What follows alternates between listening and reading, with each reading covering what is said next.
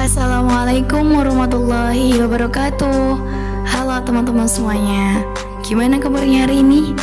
Oh iya, ada peribahasa mengatakan bahwa tak kenal maka tak sayang. Oleh karena itu, tak kenal juga harus kenalan. Perkenalkan, nama saya Nida Khairunisa. Saya dari Fakultas Tarbiyah Prodi Pendidikan Agama Islam, semester 3 Sekolah Tinggi Agama Islam Brebes. Oke teman-teman semuanya, pasti di sini sudah tidak asing lagi bukan dengan media, apalagi media visual, dimana semua media visual telah kita gunakan dalam kehidupan sehari-hari dalam setiap kegiatan kita.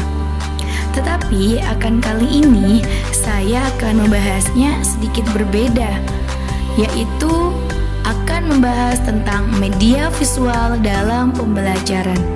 Bagaimana sih media visual dalam pembelajaran? Mari kita simak penjelasannya berikut ini. Let's go.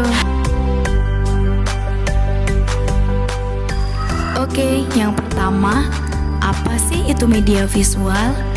Sebelum kita membahas media visual, mari kita ketahui terlebih dahulu apa sih itu media. Media adalah semua alat peraga yang digunakan untuk mengirim pesan kepada penerima pesan. Sedangkan visual adalah semua yang dapat kita lihat dengan mata. Oleh karena itu, kita bisa simpulkan teman-teman, apa sih itu media visual? Media visual adalah semua alat peraga yang digunakan dalam proses belajar yang bisa dinikmati lewat indera penglihatan mata.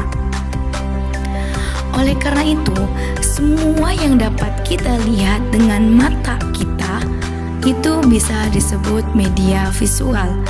Seperti contoh, banyak sekali media yang telah kita gunakan. Itu ada media televisi, radio, dan lain-lain. Kemudian dalam proses pembelajaran juga banyak sekali. Salah satunya yaitu dari media visual dalam pembelajaran, yaitu ada proyektor. Sampai sini sudah paham ya teman-teman?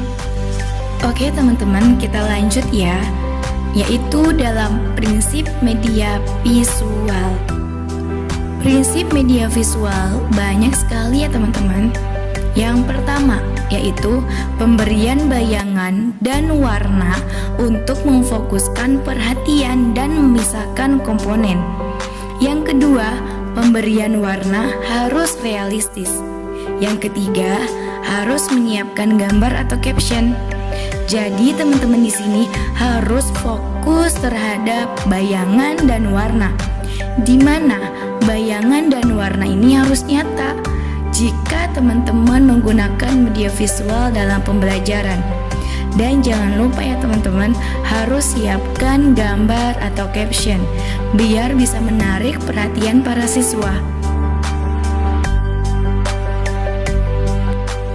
Lanjut ya teman-teman. Prinsip yang keempat yaitu elemen pesan visual harus disorot dan dibedakan dari elemen datar belakang.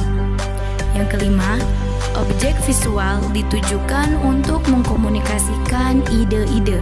Jadi jika teman-teman ada pesan visual tersendiri, jadi harus disorot dan dibedakan dari latar belakangnya. Kemudian objeknya juga harus ditujukan agar ide-idenya bisa disalurkan ya teman-teman. Prinsip yang keenam yaitu elemen visual terutama diagram sangat berguna untuk memahami materi yang sulit. Yang ketujuh, grafik yang diproyeksikan harus mudah dibaca. Jadi, jika kita membuat sebuah media pembelajaran, kita harus memasukkan diagram. Kenapa? Karena dalam diagram tersebut bisa menjelaskan atau menerangkan materi-materi yang sulit.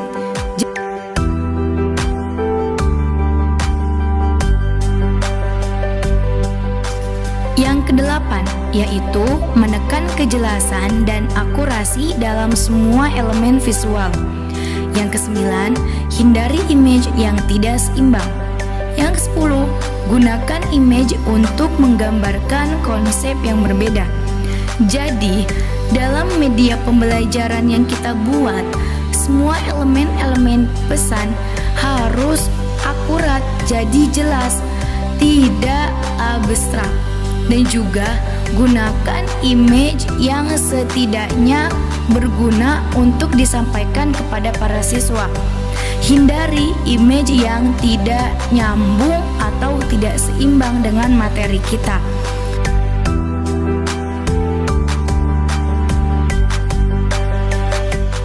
Selanjutnya, prinsip yang ke-11 yaitu ulangi presentasi dan libatkan siswa untuk meningkatkan ingatan. 12. Gunakan diagram untuk mengilustrasikan ringkasan umum. 13. Buat media visual sesederhana mungkin. Jadi teman-teman, jika kita sudah berpresentasi atau menjelaskan kepada para siswa materi yang telah kita buat, kita harus mengulangnya kembali. Untuk apa? Untuk mengingatkan ingatan dan memori para siswa terhadap materi yang telah kita berikan.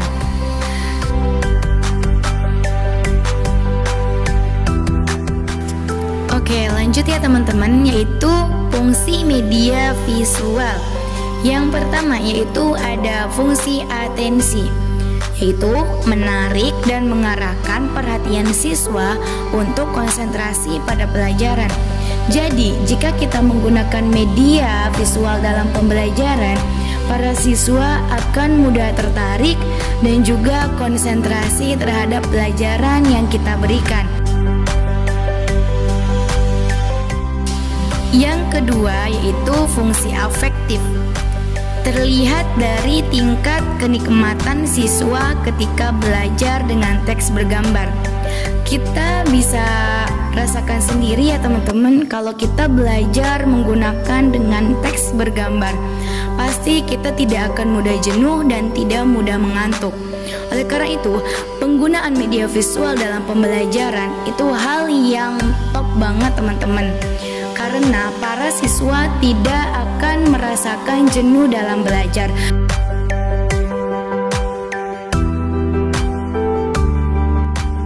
Yang ketiga yaitu fungsi kognitif.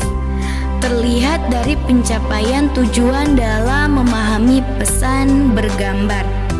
Jadi teman-teman, fungsi kognitif ini fungsi yang utama. Kenapa? Karena pencapaian tujuan dalam memahami materi yang kita berikan.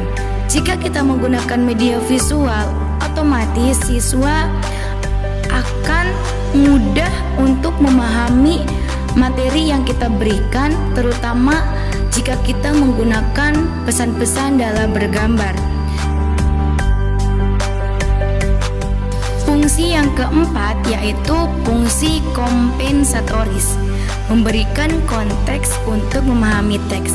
Jadi, selain untuk menarik perhatian para siswa, fungsi media visual juga memberikan konteks untuk memahami teks. Jadi, para siswa itu secara tidak langsung dapat mengerti terhadap materi yang telah kita berikan. Mudah bukan? Dan senang juga kita dalam mengajarnya.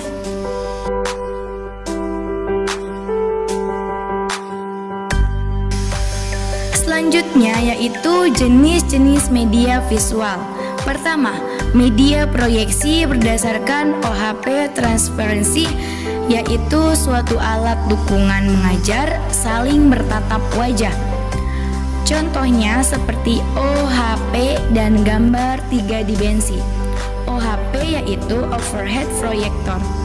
Jadi contohnya yaitu proyektor dan gambar 3 dimensi.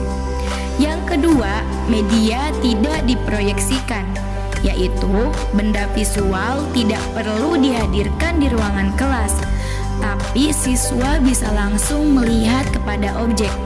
Contohnya seperti diagram atau benda nyata. Misalnya yaitu kerangka tubuh manusia atau kerangka tubuh hewan.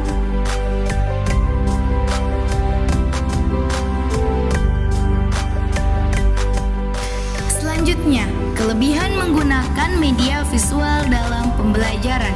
Yang pertama, yaitu meningkatkan perhatian dan daya tarik bagi siswa. Ini jelas ya teman-teman.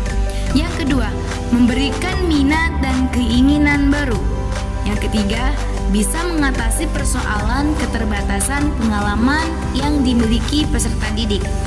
Yang keempat, analisa sangat tajam sehingga membuat siswa bisa mengerti pesan dan informasinya terhadap pelajaran. Itulah tadi kelebihan menggunakan media visual dalam pembelajaran.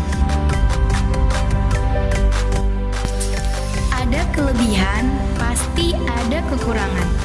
Kekurangan media visual dalam pembelajaran yang pertama yaitu biaya pembuatan cukup mahal. Yang kedua, visual sangat terbatas. Yang ketiga, lambat dan kurang praktis. Dan yang keempat, tidak ada audio karena pembuatan hanya dengan media gambar dan tulisan. Itulah tadi kekurangan media visual dalam pembelajaran. Dari materi awal sampai materi akhir, sudah paham kah teman-teman? Jika ada yang belum paham, bisa tanyakan langsung ya teman-teman. Thank you for your attention. Oke teman-teman, untuk menggugahkan semangat kita, saya punya satu motivasi buat kalian semua, yaitu jangan takut untuk bermimpi.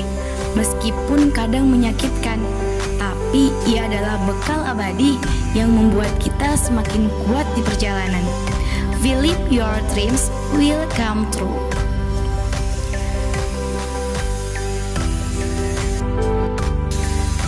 Terima kasih, saya Nida Khairunisa. Wassalamualaikum warahmatullahi wabarakatuh.